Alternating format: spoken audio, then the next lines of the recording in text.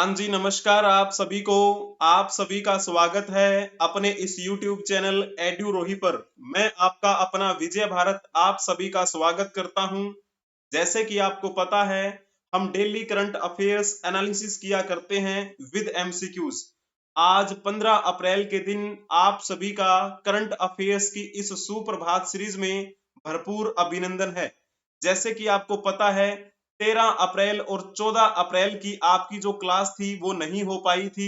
इसी वजह से आज की जो ये क्लास होने वाली है उसमें हम 13 अप्रैल, 14 अप्रैल और 15 अप्रैल इन तीनों दिनों की न्यूज को कवर करेंगे और उनसे संबंधित एमसीक्यूज क्वेश्चन भी हम करेंगे। और आपको पता है, हम इसी क्लास में आज का इतिहास ये टॉपिक भी कवर किया करते हैं, यानी कि जिस दिन हम करंट अफेयर करते हैं उस दिन का इतिहास क्या रहा है उस बारे में भी हम बात करते हैं। तो आज जो हम ये आज का इतिहास करेंगे, इसमें हम 13 अप्रैल यानी कि परसों का, कल यानी 14 अप्रैल और आज यानी 15 अप्रैल, 3 दिन का इतिहास कवर करने वाले हैं और उससे संबंधित आपसे मल्टीपल चॉइस क्वेश्चन भी पूछेंगे। ठीक है, तो चलिए जी, पहली न्यूज की तरफ हम चलते हैं। Second batch of Indian military personnel leaves Maldives president Muizzu. तो आपको पता है वर्तमान में मालदीव के राष्ट्रपति कौन है, तो नाम आता है मोहम्मद मुइजू का। मोहम्मद मुइजू ने वहां पर सत्ता में आने के लिए क्या कहा था?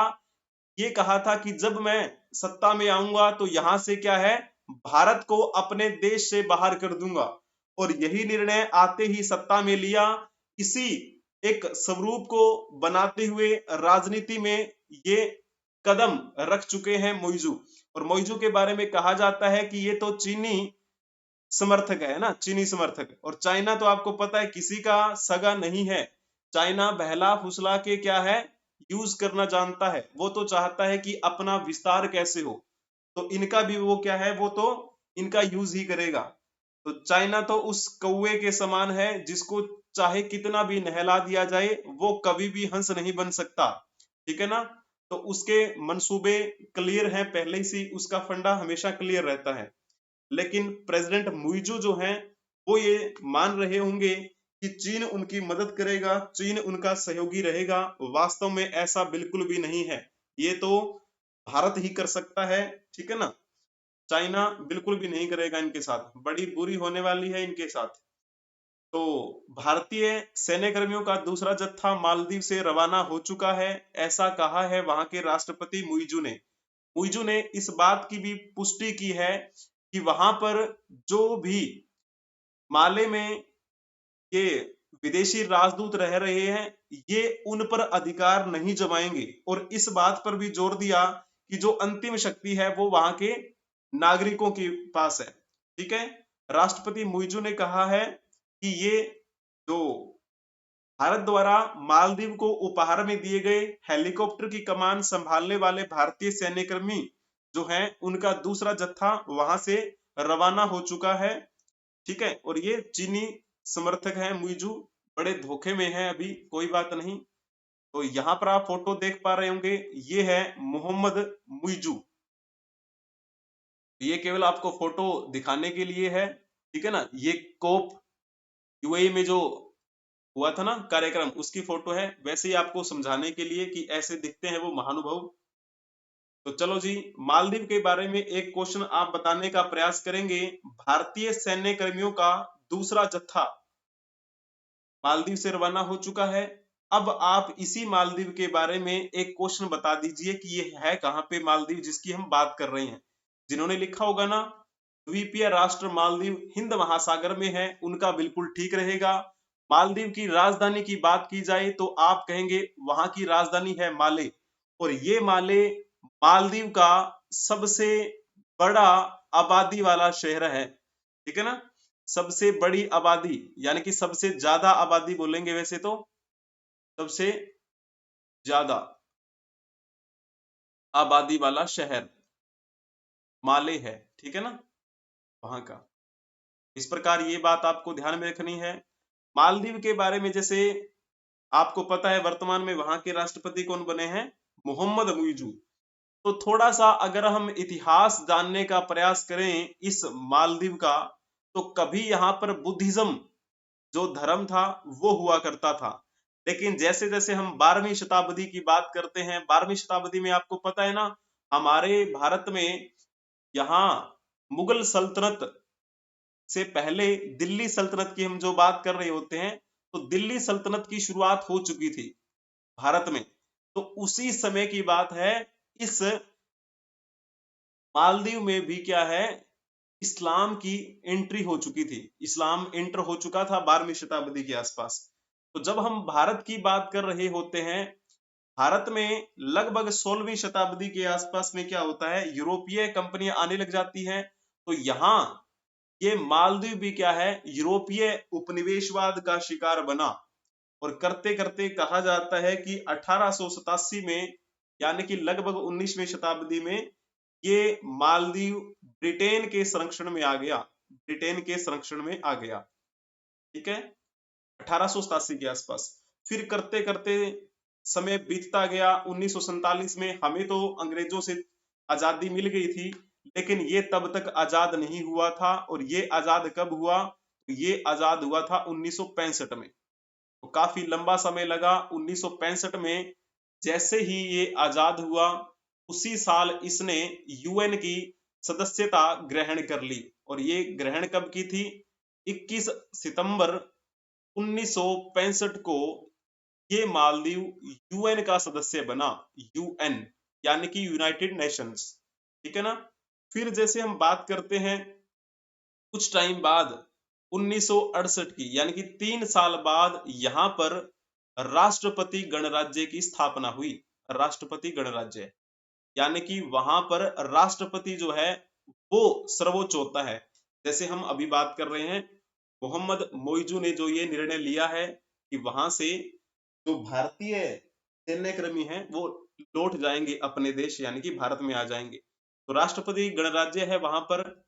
तो थोड़ा सा यहाँ पर आप देखने का प्रयास करेंगे, मालदीव, ये मालदीव का आप यहाँ पर राष्ट्रीय ध्वज देख पा रहे होंगे। और ये मालदीव की राजधानी माले। और मालदीव ने संयुक्त राष्ट्र की सदस्यता कब ग्रहण की थी, 21 सितंबर 1965 को, जिस साल ये आजाद हुआ। अब जैसे कि मैंने आपको बताया, यहाँ पर राष्ट्रपति गणराज्य जो है उसकी स्थापना की गई। अब इसके सामने कई चुनौतियां हैं अगर वैसे देखा जाए।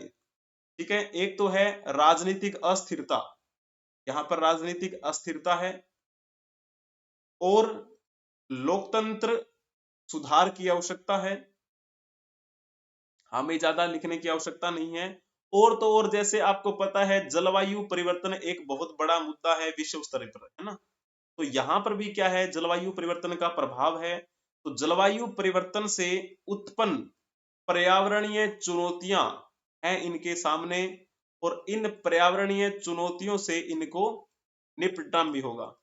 जब हम इस देश की अर्थव्यवस्था की बात कर रहे होते हैं, तो इस देश की अर्थव्यवस्था किस पर डिपेंड करती है, आपको पता है, यहाँ पे तो बहुत सारे पर्यटक आते हैं। ठीक है, भारत से जो एक्टर एक्ट्रेस हैं, ठीक है, फिल्म इंडस्ट्री यहीं पर घूमने तो जाते हैं पर्यटक बनकर। ठीक है ना। तो पर्यटन का जो क्षेत्र है वो बड़ा समृद्ध है वहां का। यहाँ पर आप फोटो देख पा रहे होंगे, ये देखो, ये घूमने के लिए यहाँ पर जाते हैं, यात्रा करने के लिए सभी एक्टर एक्ट्रेस और नेता वगैरह भी जाते रहे हैं। ठीक है, तो इस प्रकार ये आपको ध्यान में रखना है। यहाँ पर आप देख पा रहे होंगे, ये श्रीलंका है। और ये श्रीलंका के, जब आप इस साइड में देखेंगे, ठीक है, यहाँ पे देखने का प्रयास करेंगे, दक्षिण पश्चिम में, तो दक्षिण पश्चिम में ये देखो, यहाँ पे बने हुए ना ये छोटे छोटे द्वीप से, ये मालदीव ही है। ठीक है, ये मालदीव है। ऐसे यहाँ पर एक छोटी सी आपको झलक दिखाई जा रही है, यहाँ पे देखने का प्रयास करेंगे इसके बारे में। अब जब हम बात करते हैं ये कौन कौन से संगठन में जुड़ा हुआ है, जैसे यूएन की बात मैंने अभी आपको बताई थी। यूएन में कब शामिल हुआ, 21 सितंबर 1965 को।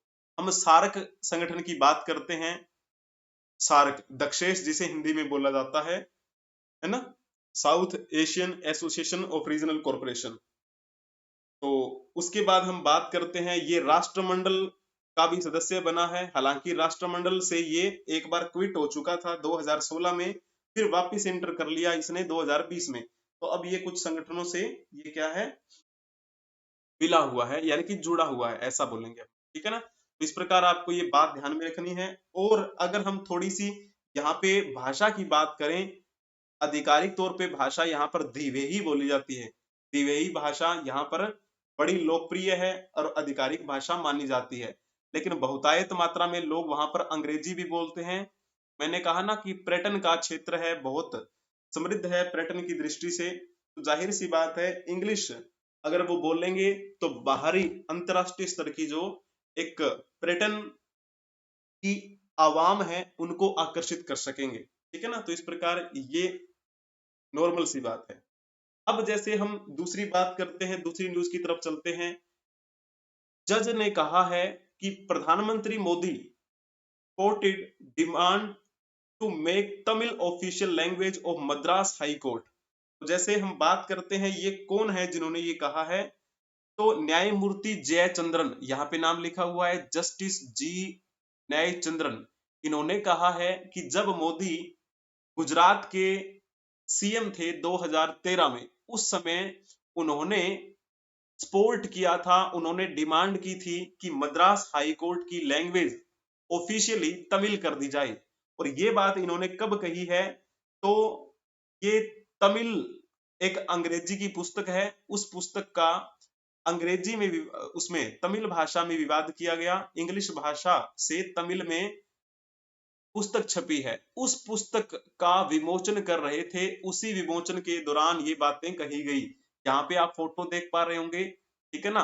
तो इंग्लिश भाषा में छपी पुस्तक का तमिल भाषा में अनुवादित करने के बाद ये कार्यक्रम हुआ। उस कार्यक्रम में कहा है न्यायमूर्ति जयचंद्रन ने कि वो जब 2013 में गुजरात के मुख्यमंत्री थे, उस समय उन्होंने अपने कार्यकाल के दौरान इस मांग का समर्थन किया था, ठीक है ना। तो उन्होंने क्या बोला है कि बॉम्बे हाई कोर्ट की सेवानिवृत्त न्यायाधीश मृदुला भटनागर को उनकी अंग्रेजी की पुस्तक, ये मृदुला भटनागर है, इनकी है ये इंग्लिश की पुस्तक, उसका टाइटल है आई मस्ट से दिस, ठीक है, इन विच शी हैड नरेटेड। तो ये इनकी पुस्तक का नाम है और इसी का क्या किया गया था, तमिल में अनुवाद किया गया और इसका विमोचन का कार्यक्रम किया, तब इन्होंने ये बात कही। चलो अब थोड़ा सा मैं आपसे एक क्वेश्चन पूछता हूं, उसके बाद आप बताने का प्रयास करना।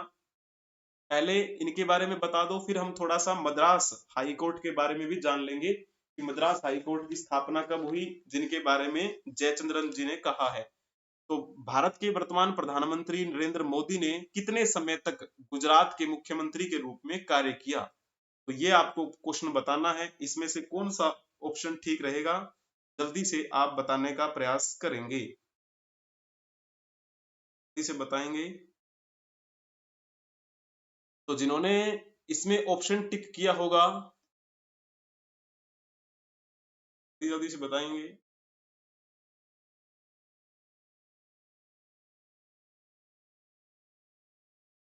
ये ऑप्शन जिन्होंने टिक किया होगा उनका बिल्कुल ठीक रहेगा। जैसे कि हम बात करते हैं गुजरात के मुख्यमंत्री के तौर पे इन्होंने लगभग कितना टाइम बिताया था, 12.5 साल के आसपास तक ये वहां पर सीएम रहे। जैसे हम बात करते हैं 2001 में, यानी 7 अक्टूबर को इन्होंने सीएम के रूप में शपथ ली थी। जब हम दूसरे टाइम पीरियड की बात करते हैं तो ये 2002 में वहां के सीएम के रूप में शपथ लेते हैं और तीसरे टाइम इन्होंने 2007 में 23 दिसंबर को शपथ ली थी। फिर 2014 में आपको पता है भाजपा के नेतृत्व में सरकार बनी और 26 मई 2014 को इन्होंने भारत के प्रधानमंत्री के रूप में शपथ ली, ठीक है। और इनके बारे में कहा जाता है कि आजादी के बाद पैदा होने वाले पहले पीएम हैं ये, होने वाले पहले पीएम। इनसे पहले जो प्रधानमंत्री रहे हैं उनका जन्म आजादी से पहले हुआ है। ये एकमात्र ऐसे प्रधानमंत्री हैं जिनका जन्म आजादी के बाद हुआ, ठीक है। और फिर आपको पता है इनका दूसरा कार्यकाल कब शुरू हुआ, 2019 में।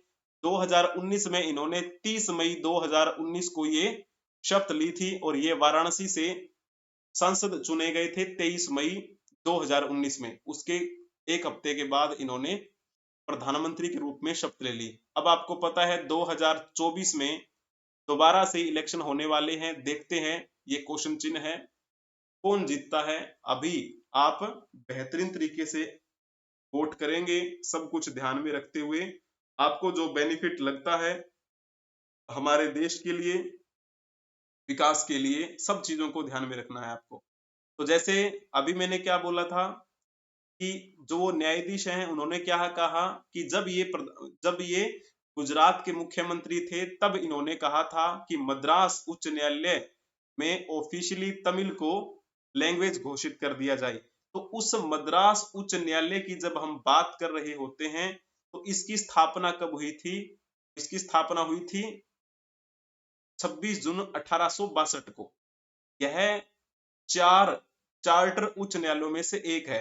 रानी विक्टोरिया ने 1862 में मद्रास, बॉम्बे, इलाहाबाद और कलकत्ता में 4 प्रेसिडेंसी शहरों में इन न्यायालयों की स्थापना के लिए पेटेंट जारी किया था।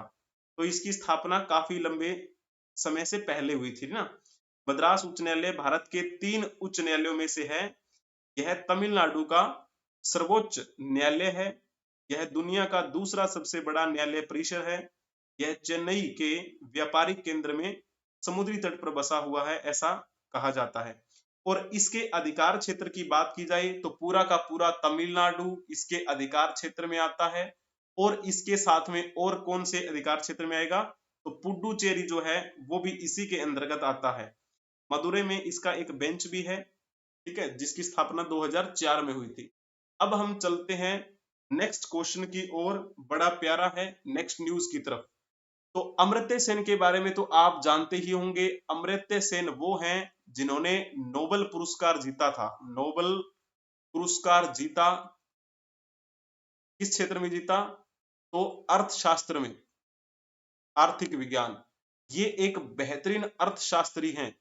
इन्होंने क्या बात कही है? इन्होंने कहा है कि जो विपक्ष हैं उन्होंने अपनी पावर खो दी है ड्यू टू डिसयूनिटी, यानी कि एकता की कमी के कारण विपक्ष ने अपनी ये जो पावर है खो दी है। और कांग्रेस को जो भी कमियां हैं उन कमियों को दूर करने का प्रयास करना चाहिए।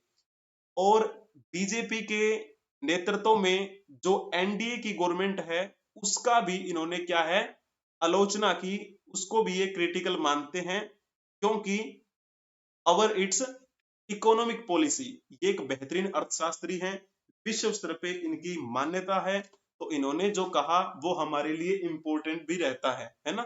तो इन्होंने कहा है कि बीजेपी लेड एनडीए गवर्नमेंट जो है वो भी इतनी अच्छी नहीं है इकोनॉमिक पॉलिसीज को ध्यान में रखते हुए, ठीक है।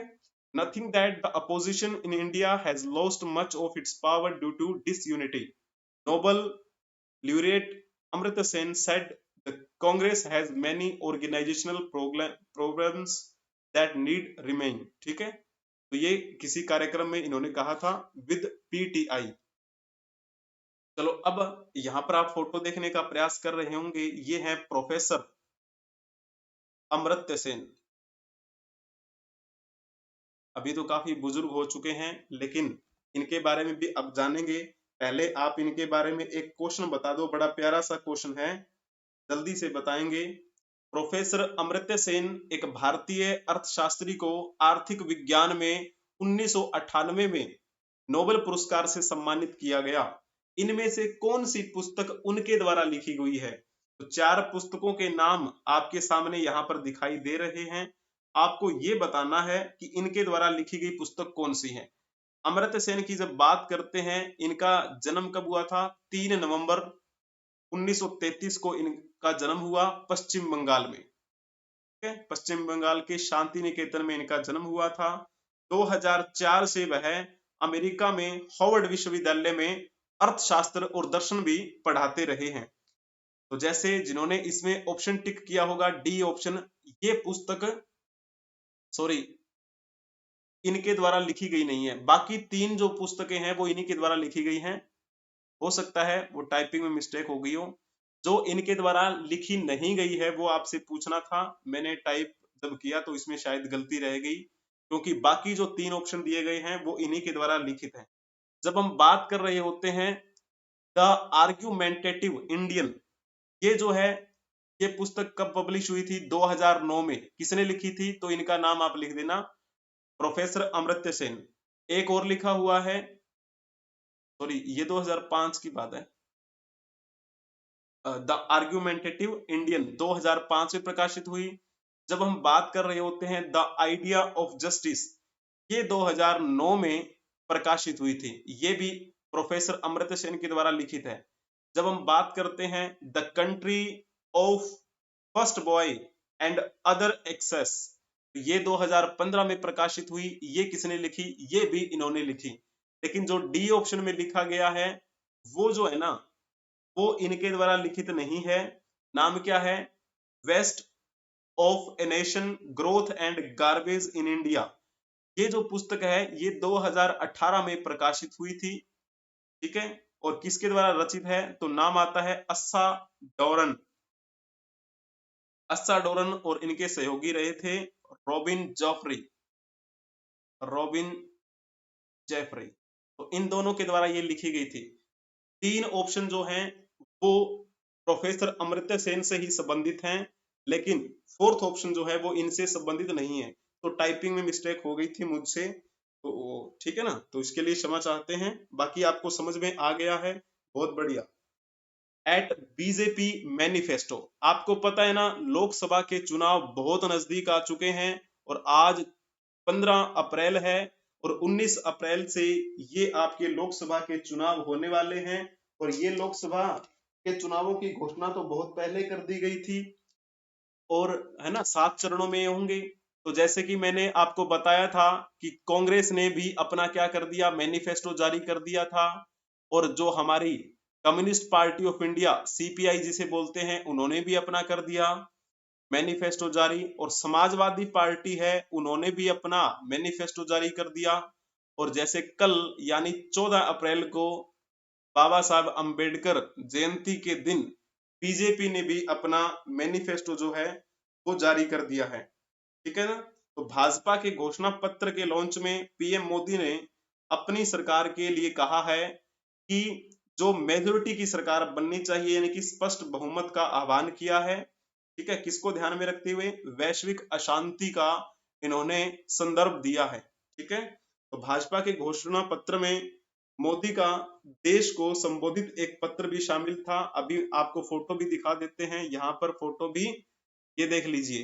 ठीक है ना, निर्मला सीतारमण और ये वहां के राष्ट्रीय अध्यक्ष जेपी नड्डा, ये हमारे प्रधानमंत्री है ना पीएम, और ये हमारे रक्षा मंत्री हैं राजनाथ सिंह, और ये हैं हमारे गृह मंत्री अमित शाह। अभी देखते हैं क्या बनता है, थोड़े ही दिन की बात है ना। जेपी नड्डा और ये हमारी निर्मला सीतारमण, तो ये सभी उपस्थित रहे इस कार्यक्रम में। तो सभी अपना अपना मैनिफेस्टो जारी करते हैं कि हम जब सत्ता में आएंगे तो ये करेंगे वो करेंगे, है ना। तो जब इन्होंने कहा कि एक ऐसा दिन भी था जब पश्चिमी एशिया में संघर्ष बढ़ता हुआ दिखाई दे रहा था। इन्होंने कहा कि वर्तमान में जो भी अंतरराष्ट्रीय स्तर पर एक अनिश्चितता फैली हुई है, उसमें हमारी अगर पूर्ण बहुमत वाली सरकार बनती है तो एक विश्व पटल पर हम भारत को एक अलग रूप से पेश करेंगे। और ये घोषणा पत्र इन्होंने अपनी पार्टी के मुख्यालय पर ही क्या किया था, रिलीज किया। ठीक है, Bharatiya Janata party manifesto for the Lok Sabha election.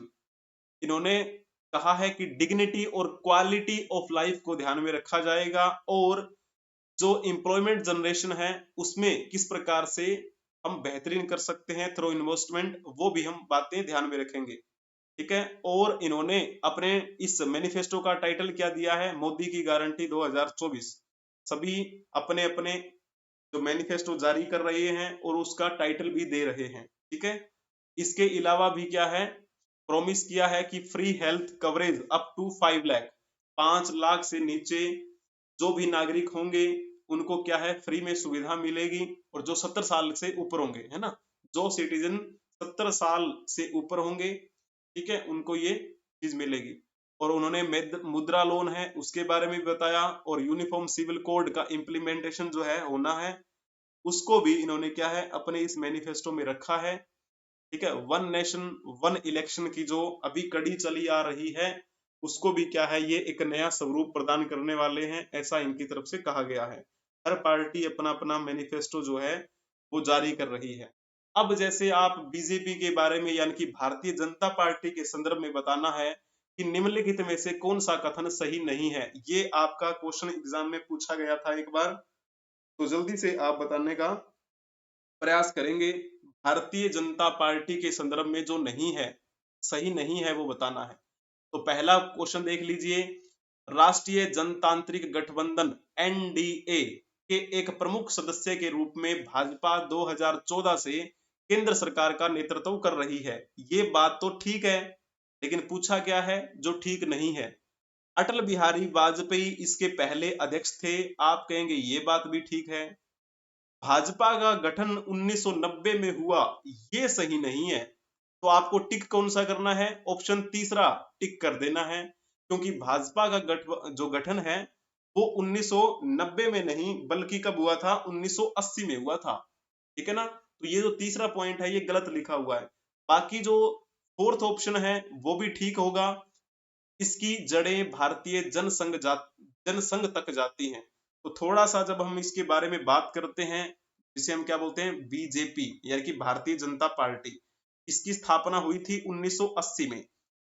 क्यों हुई थी, तो जैसे कि आपको पता है ना, पहले जनता पार्टी की हम बात करते हैं, जनता पार्टी, तो जनता पार्टी का इसमें क्या हो गया था, विभाजन हो गया था। किस बात को लेकर विभाजन हुआ, तो दोहरी सदस्यता के मुद्दे पर इसका विभाजन हुआ और इसी का घटक बनकर उभरी थी क्या, बीजेपी।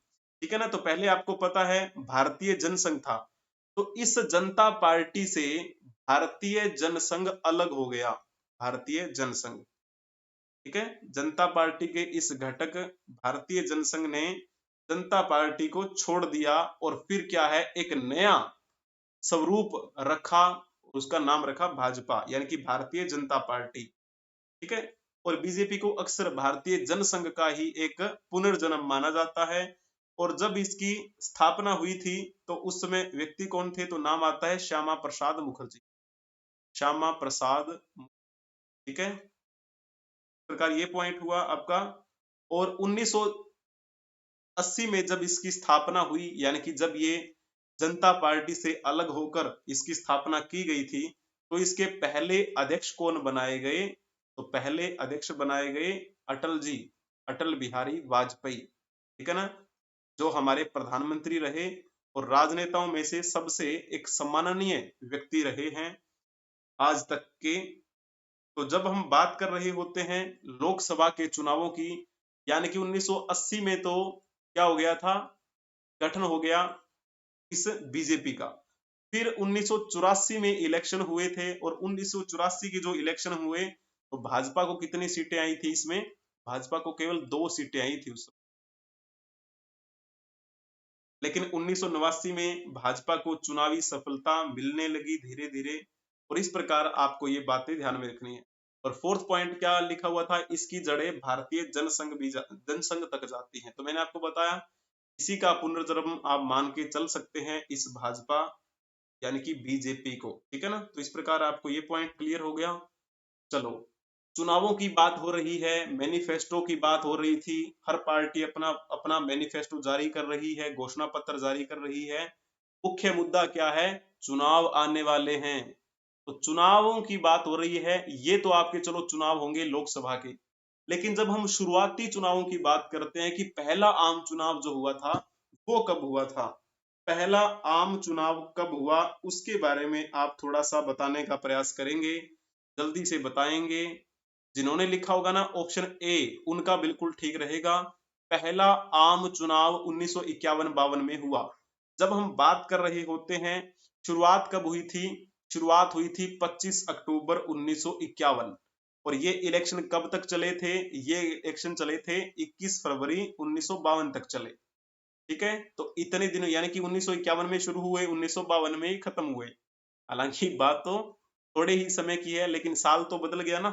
तो 1951-52 में पहले आम चुनाव हुए और जब आम चुनाव हो गए उसके बाद में लोकसभा का तो गठन होना ही था, तो तो 17 अप्रैल 1952 को पहली लोकसभा का गठन हुआ।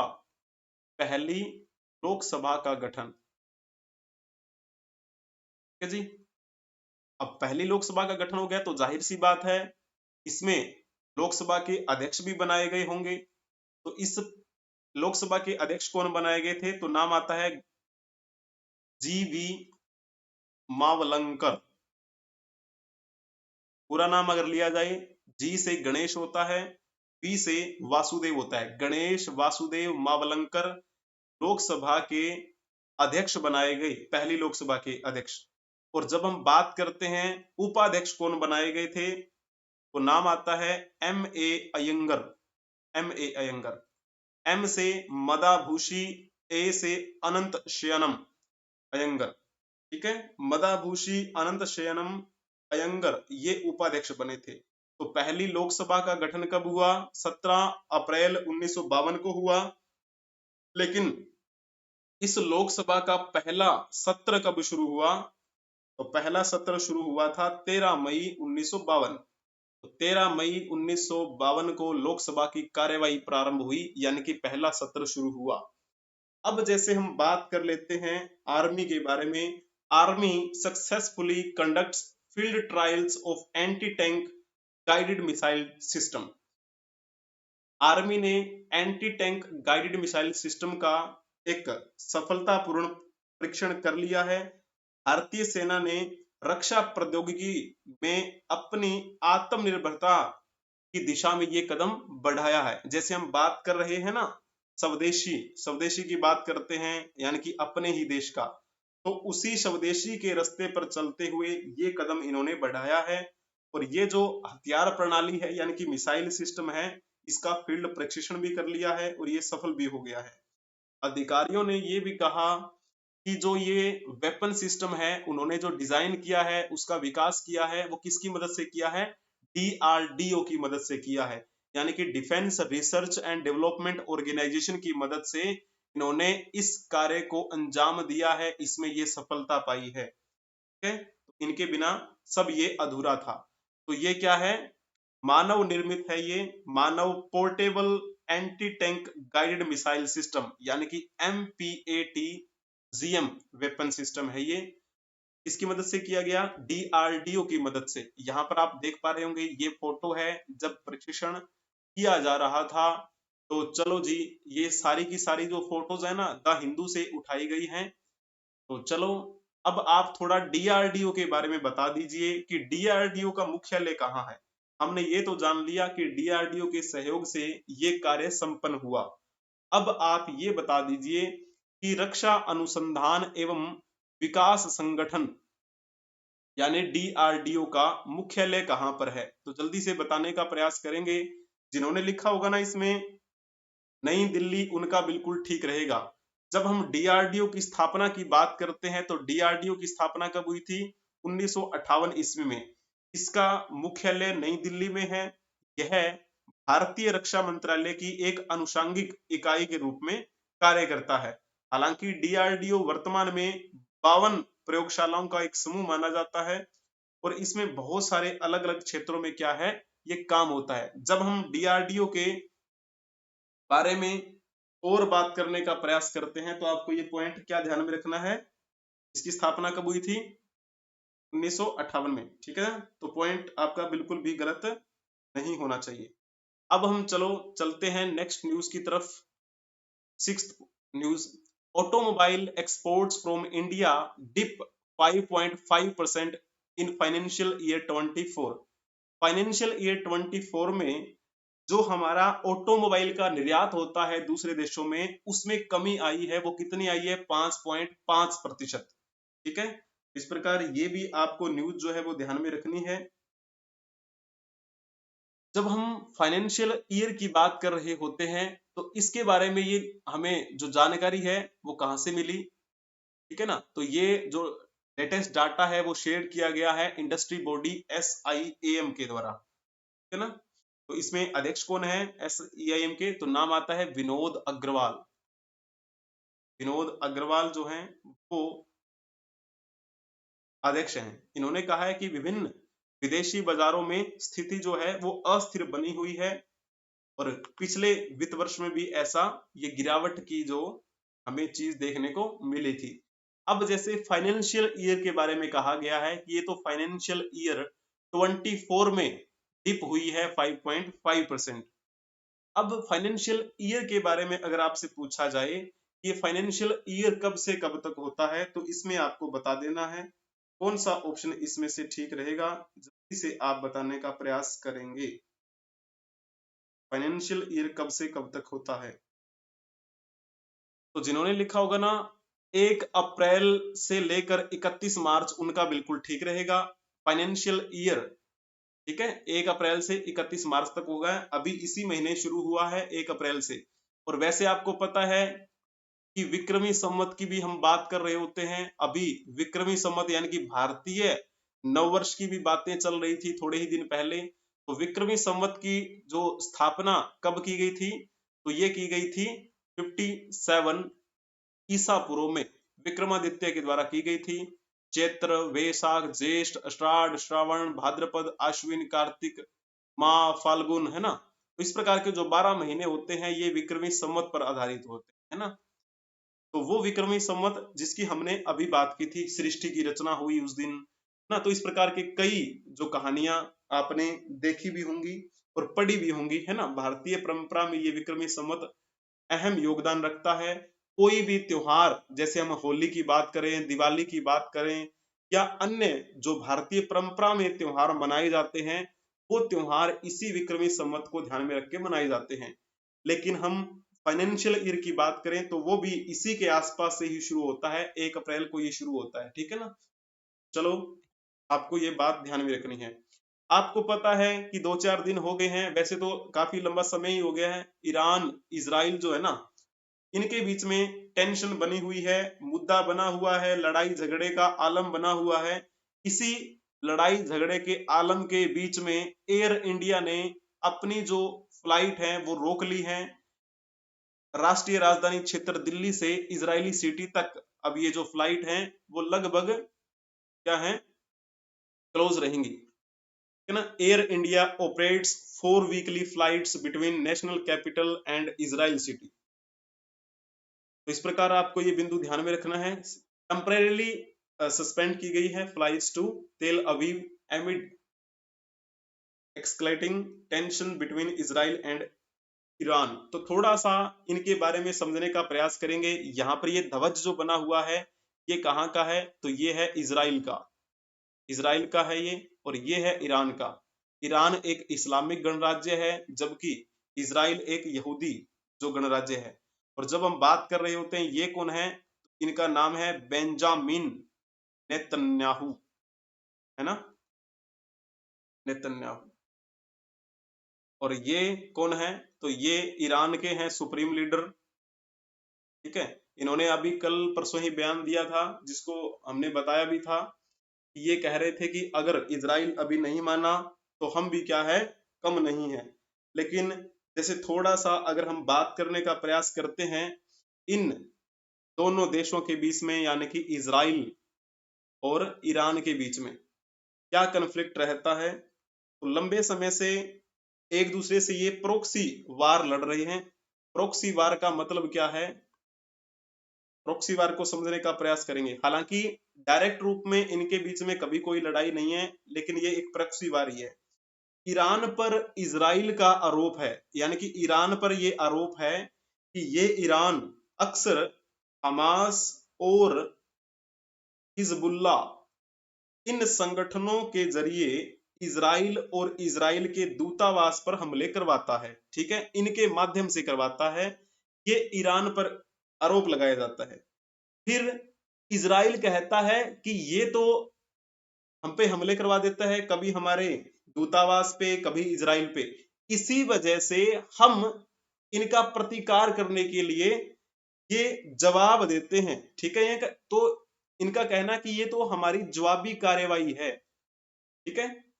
इसी के तहत जब इजराइल जवाबी कार्यवाही कर रहा था 1 अप्रैल 2024 को, ठीक है ना, 1 अप्रैल 2024 को सीरिया में जब हमला किया इजराइल ने, तो वहां पर ईरानी एम्बेसी जो थी ना, उस पर हमला हो गया।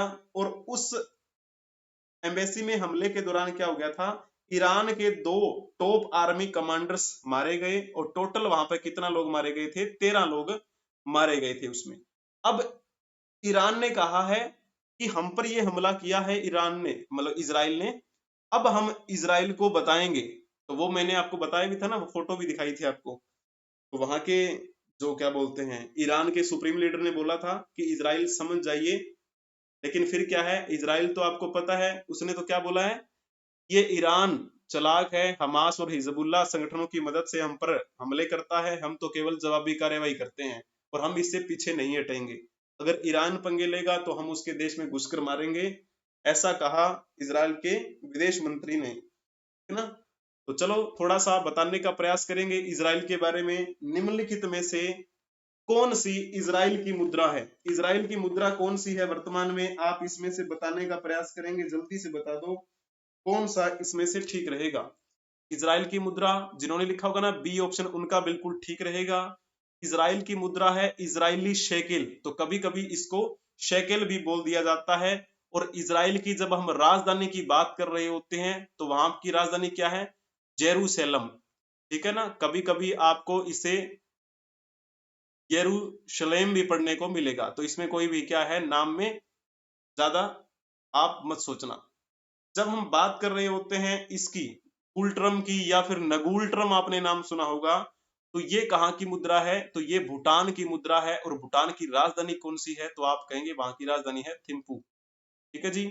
रिंगिट की बात कर रहे होते हैं तो रिंगिट कहाँ की मुद्रा है, तो ये तो मलेशिया की मुद्रा है, मलेशिया की मुद्रा है रिंगिट। और जब बात करते हैं मलेशिया की राजधानी क्या है, तो आप कहेंगे वहां की राजधानी है कुआलालंपुर, है ना, कुआलालंपुर। और जब हम बात कर रहे होते हैं कीप, कीप कहाँ की मुद्रा है, आप कहेंगे वो तो जी लाओस की मुद्रा है।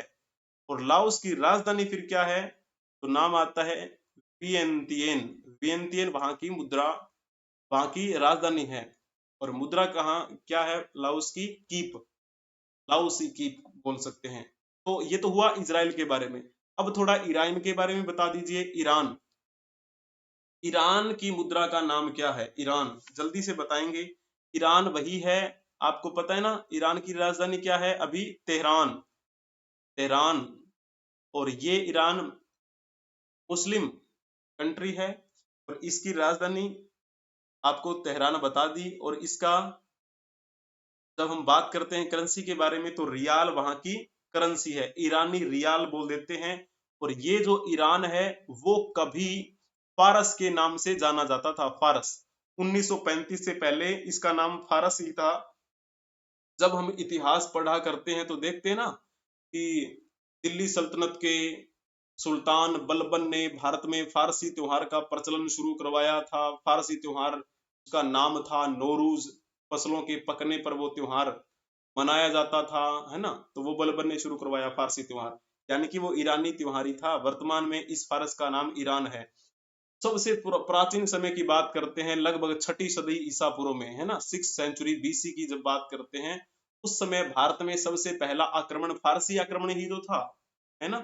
तो कौन सी थी वो, जिसके ईरानी आक्रमण जो हुआ, अखमनी साम्राज्य की बात करते हैं।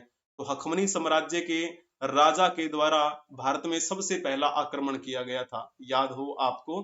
तो इतिहास जब पढ़ा करते हैं तब आपको बताते भी हैं, कभी इस पे यूट्यूब पे पढ़ाएंगे तो आपको बताएंगे, उसमें भी सबसे पहला आक्रमण इन्हीं का हुआ था। वर्तमान की दृष्टि में अभी हम जी रहे हैं, वर्तमान में बने रहिए। यहाँ की मुद्रा का नाम रियाल है, यहाँ की राजधानी का नाम तेहरान है। जब हम बात कर रहे होते हैं ना दिर्रम, तो ये दिर्रम कहाँ की राजधानी है, क्या आप बता सकते हैं। तो दिर्रम तो यूएई की राजधानी है। और यूएई, सॉरी, यूएई की मुद्रा का नाम है दिर्रम। और यूएई की राजधानी कौन सी है, अबू धाबी, अबू धाबी। मैंने आपको फोटो दिखाई थी थोड़ी देर पहले, मोहम्मद मुइजू जो कि मालदीव के राष्ट्रपति हैं, उनके कोट पे लगा हुआ था ना अबू धाबी लिखा हुआ था, कोप, कोप लिखा हुआ था। लारी की जब बात करते हैं तो ये लारी क्या है, तो लारी जो है ना वो जॉर्जिया देश की मुद्रा का नाम है, जॉर्जिया की मुद्रा का नाम है। और जॉर्जिया की जब हम बात करते हैं इस राजधानी के बारे में, तो वहां की राजधानी क्या है? तबलिसी। तबलिसी वहां की राजधानी है। तो इस प्रकार आपको ये बातें ध्यान में रखनी है। सोम क्या है? सोम तो उज्बेकिस्तान की राजधानी है, उज्बेकिस्तान। पहले तो ये यूएसएसआर का हिस्सा हुआ करता था। तो इस उज्बेकिस्तान की राजधानी की अगर हम बात करें तो आप कहेंगे वहां की राजधानी तो है जी ताशकंद। ताशकंद वही है ना जहां पे जनवरी 1966 में ताशकंद समझौता हुआ था, भारत के प्रधानमंत्री लाल बहादुर शास्त्री और पाकिस्तान के उस समय के राष्ट्रपति थे अयूब खान, उनके बीच में, है ना। तो ये वही उज्बेकिस्तान का ताशकंद है जो पहले कभी यूएसएसआर का हिस्सा हुआ करता था। तो इस प्रकार से जैसे आज की न्यूज कवर हुई है, इसमें हमने क्या है, कल की न्यूज भी कवर की है। ठीक है, कल परसों की भी न्यूज कवर कर ली है थोड़ी थोड़ी, और आज की न्यूज तो हुई ही है। यानी कि 13-14 को जो क्लास नहीं हुई थी उनका सम्मिश्रण हमने यहाँ पर आपको दिखाने का प्रयास किया, इसीलिए क्लास थोड़ी सी लंबी हो गई।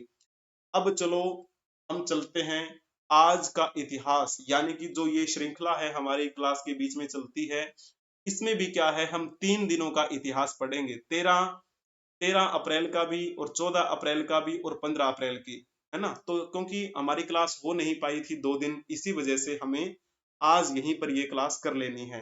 तो जैसे हम बात कर लेते हैं अब किसके बारे में, 13 अप्रैल के बारे में। 13 अप्रैल को बहुत कुछ घटनाएं घटित हुई। एक क्वेश्चन जो बड़ा फेमस रहता है इस 13 अप्रैल के दिन, वो मैं पहले आपसे पूछ लेता हूँ, फिर और हम बातें करेंगे। इसके बारे में आप बताने का प्रयास करेंगे जरा। जलियांवाला बाग हत्याकांड को रिक्त स्थान के रूप में जाना जाता है, तो इसे किस नाम से जाना जाता है, जल्दी से बताने का प्रयास करेंगे। तो जिन्होंने लिखा होगा ना अमृतसर नरसंहार, उनका बिल्कुल ठीक रहेगा। तो जैसे हम बात कर रहे होते हैं, ये जलियांवाला बाग हत्याकांड कब हुआ था, यानी कि 13 अप्रैल के दिन ही हुआ, 13 अप्रैल 1919 को। काफी संख्या में लोग अमृतसर के जलियांवाला बाग में इकट्ठे हुए थे इस दिन। और फिर आपको पता है अंग्रेजों द्वारा यहाँ पर गोलीबारी की गई थी। तो शुरुआत तो उसकी लंबी है, जैसे रोलेट एक्ट लाया गया था जिसके तहत बिना किसी मतलब क्या है सबूत के उस व्यक्ति को गिरफ्तार किया जा सकता था, बिना वकील, बिना दलील, बिना अपील, है ना। ऐसा कानून था, उसे भारतीयों ने काला कानून कहा। और उस काले कानून के विरोध में जब भारतीय इकट्ठे हुए तो सैफुद्दीन किचलू जो थे उनको भी पकड़ लिया गया, और उनके साथ में जो थे उनको भी पकड़ लिया गया। फिर उनको छुड़ाने के विरोध में सभी इकट्ठे हुए थे।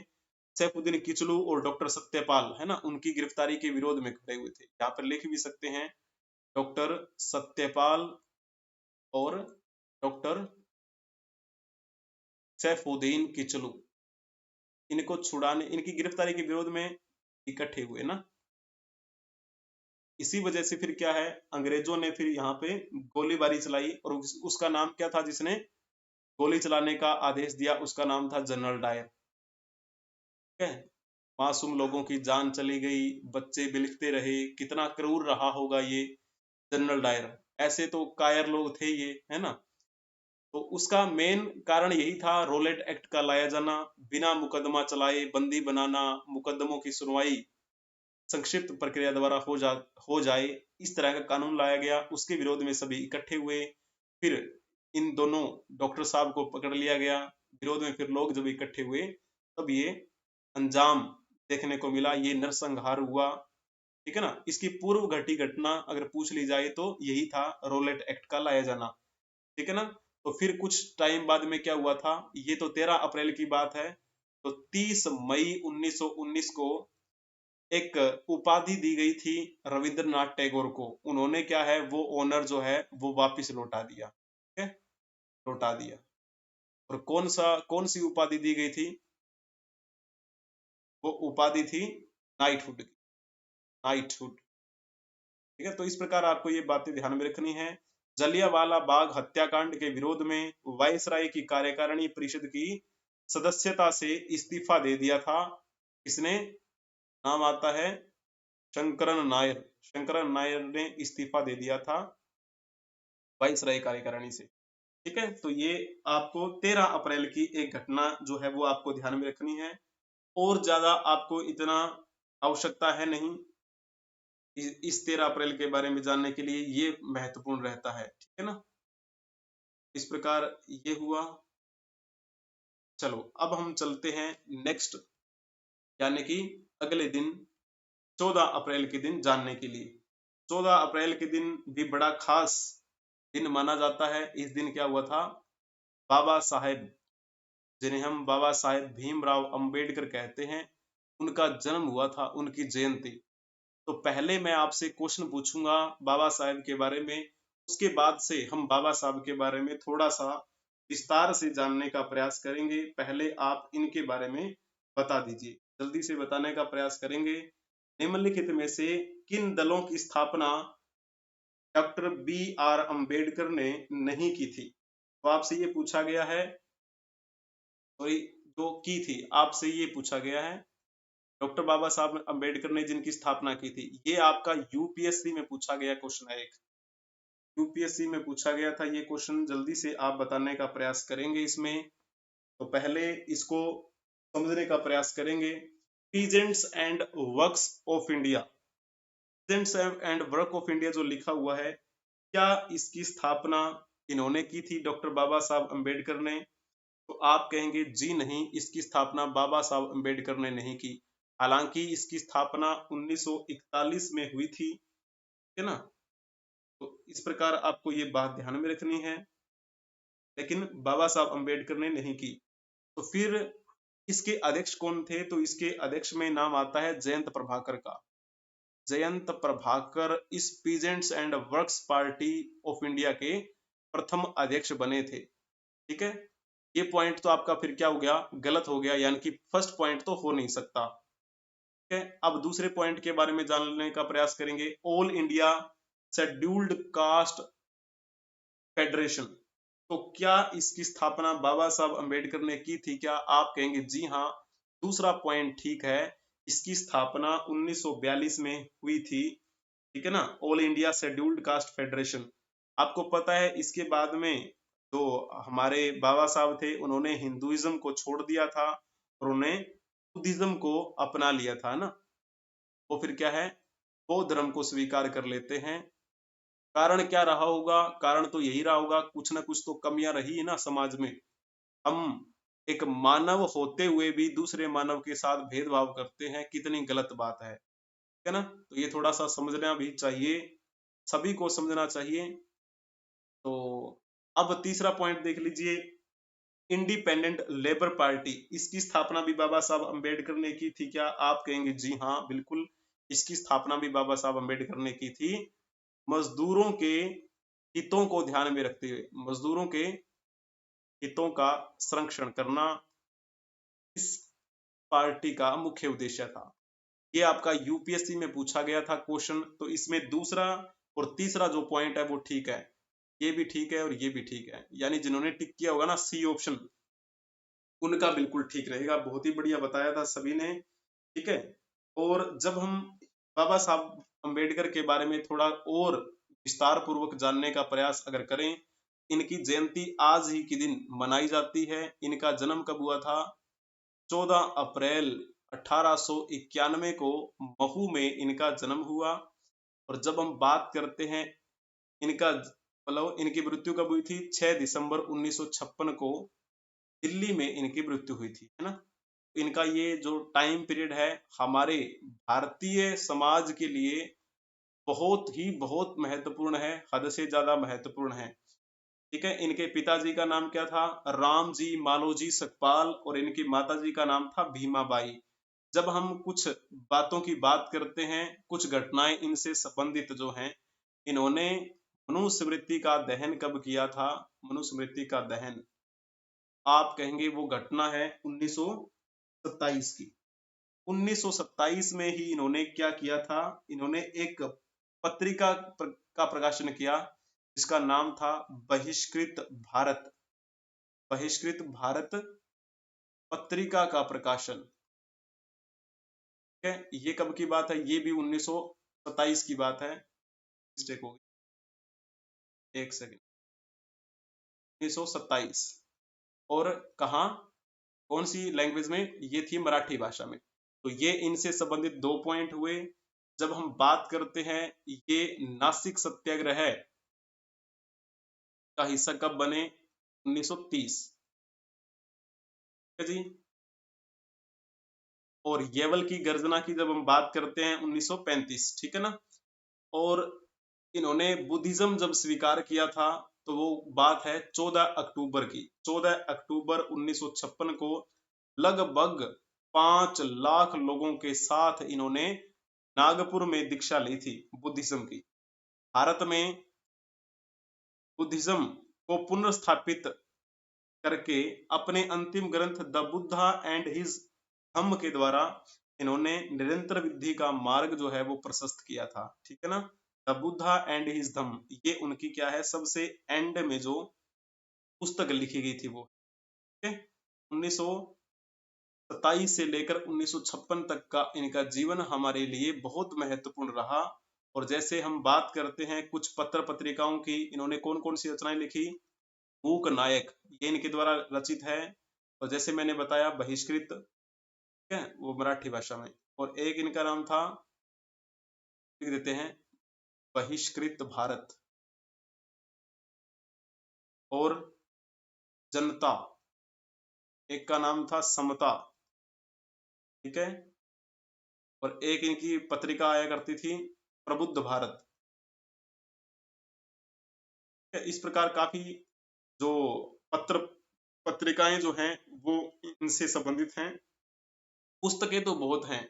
Cast in India, their mechanism, genesis and development 1916, the problem of the rupee, its origin and its solution 1923, the annihilation of caste 1936, federation versus freedom 1939, thoughts on Pakistan 1940, है ना, Ranade Gandhi and Jinnah 1943, Mr Gandhi and emancipation of untouchables 1943, Pakistan और partition of India 1945, state and minorities 1947, who were the Shudras 1948, the untouchables 1948, the Buddha and his धम्म 1957, ये इनकी last थी।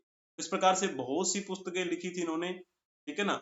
और आपको पता है बाबा साहब अम्बेडकर की 7 फुट की प्रतिमा का अनावरण किया गया था कहाँ पे? 26 नवंबर 2023 में। कहाँ पे किया गया था इसका आप कमेंट में जवाब देंगे। ठीक है जी। चलो अब हम चलने का प्रयास करते हैं आज के दिन, यानी कि वास्तविक दिन 15 अप्रैल के दिन। तो 15 अप्रैल की जब हम बात कर रहे होते हैं, इस दिन भी कुछ ना कुछ खास घटनाएं घटित हुई होंगी। तो बिल्कुल आपने सही सोचा है, अच्छा सोचा है। 15 अप्रैल 1994 को भारत सहित 109 देशों ने क्या किया था? गैट समझौते पर क्या है, अपनी सहमति दर्ज करवाई थी। और जब हम बात कर रहे होते हैं और इस दिन क्या घटनाएं घटित हुई होंगी, तो जैसे आज ही के दिन 15 अप्रैल 2004 राजीव गांधी की जो हत्याकांड का मामला था, राजीव गांधी हत्याकांड से जुड़े लिट्टे उग्रवादी पी मुरलीधरन की कोलंबो में हत्या कर दी गई थी। ठीक है ना। इसकी हत्या कर दी गई थी इस दिन। ये राजीव गांधी हत्याकांड से जुड़ा हुआ था। ठीक है। तो ये पॉइंट आपका क्लियर हो गया। बिल्कुल ठीक है। और इसी दिन 15 अप्रैल 2010 को भारत में निर्मित पहले क्रायोजेनिक रॉकेट GSLV D3 का प्रक्षेपण जो था वो नाकाम हो गया था। वही बात है, सफलता असफलता तो जीवन के पड़ाव हैं। सुख दुख जीवन के 2 रंग हैं, पल में आए पल में जाए, तुम तो जुगनू बन के चमकना, दिन हो चाहे रात हो। हाँ, इस प्रकार आपको ये बात ध्यान में रखनी है। आज के दिन और कुछ घटनाएं जैसे घटित हुई, तो 15 अप्रैल 1452 को लियोनार्डो लियोनार्डो दा विंची ये बहुत अच्छी पर्सनैलिटी रही है उस समय की। आपको रिकमेंड करता हूँ, इनके बारे में आपको पढ़ना चाहिए। ये इटली के थे और ये एक महान चित्रकार रहे हैं। ट्राइबोलॉजी सब्जेक्ट मैंने पढ़ा था मेरी मास्टर डिग्री के दौरान, तो लियोनार्डो दा विंची का भी उसमें जिक्र आता है। बहुत आनंद आता है पढ़ने में भी। और आपको पता है ना, विश्व स्तर पे जो चित्रकारी बड़ी फेमस है उसका नाम है मोनालिसा। मोनालिसा की फोटो, है ना, या मोनालिसा की चित्र आप कह सकते हैं। ये मोनालिसा की चित्रकारी किसने की थी, तो लियोनार्डो दा विंची का नाम आता है। और एक आपने नाम सुना होगा, यूपीएससी में एक बार पूछा गया था, भारत की मोनालिसा जो है ना, भारत की मोनालिसा किसे कहते हैं, तो नाम आता है पणिठनी। पणिठनी एक महिला, एक प्रेमिका, राजस्थान में एक राजा हुआ करते थे, उनकी प्रेमिका भी थी, एक अच्छी राइटर भी थी।